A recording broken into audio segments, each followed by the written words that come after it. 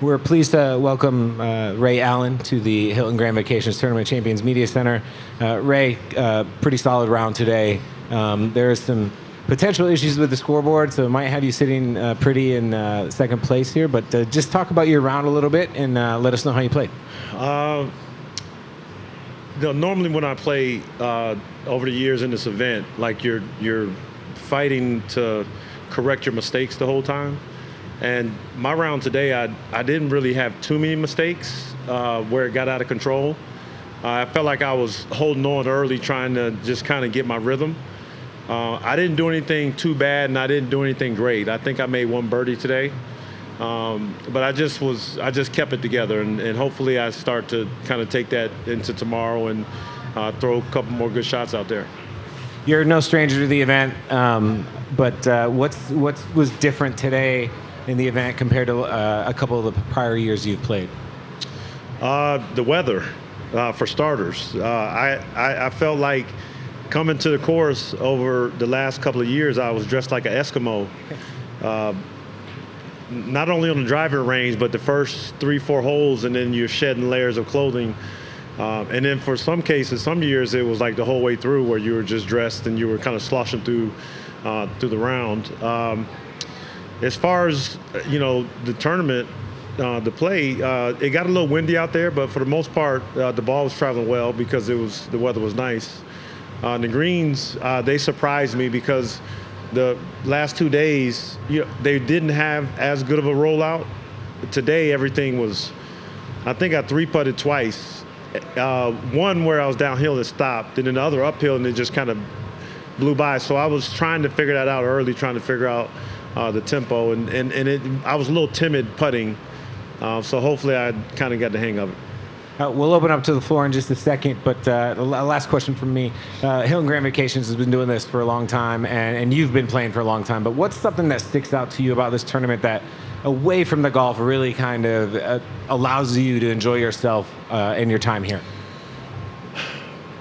When you walk the ropes during the tournament, you see a lot of fans, you see a lot of different people, and there's always so many people out here, so many young people out here. But when you're a part of the tournament, the places in the hotel, just around the restaurant, around the golf course, you get a real chance to get to know everybody from the tournament staff to the players and their families. So there's a real kinsmanship out here when you play, and it's like every time you come here, it's like going home week. Where you see the same people over and over again, and you check in with them over their families. And, I've created some long-lasting bonds with a lot of the players, the celebrity players, and also the ladies on tour. Celine I played with today, I actually know her brother really well in Miami, so, I've played some rounds with her. So just to be able to watch her, she's had a great year last year, watch her. The last time I played with her, she was trying to put it together, and she certainly did that. And she had a great round today. She didn't start off great, but she pulled it together, and it was great to watch. And she helped me, just watching her tempo, because it's not like, it's not the long stuff. It's just the consistency and the preciseness of striking the ball, and then she did a great job of that. That's great. We'll open it up to the floor if you can just say your name and the outlet that you're with.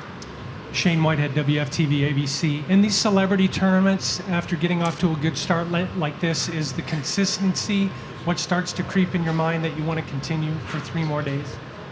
Well, yes, because you can never get too overconfident and think that this is going to be the way it is. I'm going to play great every day. You kind of have to work it. You have to get to the driving range. You have to get comfortable. You have to get your rest. It's 4 days. I love 4 days because you can kind of settle in on the round and kind of find yourself and kind of get really familiar with your swing and the golf course and where you want to hit the ball. And there's going to be adversity out there on the course, and so to be able to sit with that and get comfortable is, for me, I love that, because being patient is a sign of greatness long term. Mike Brodsky, Florida National News.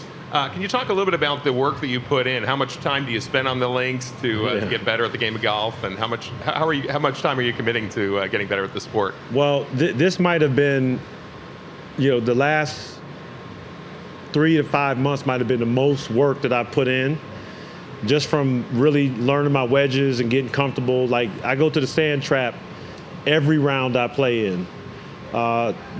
Sand trap and chipping is like a microcosm of my irons, like being able to be comfortable over them, swing them, and then, just getting it into that sweet spot where you're comfortable around the greens.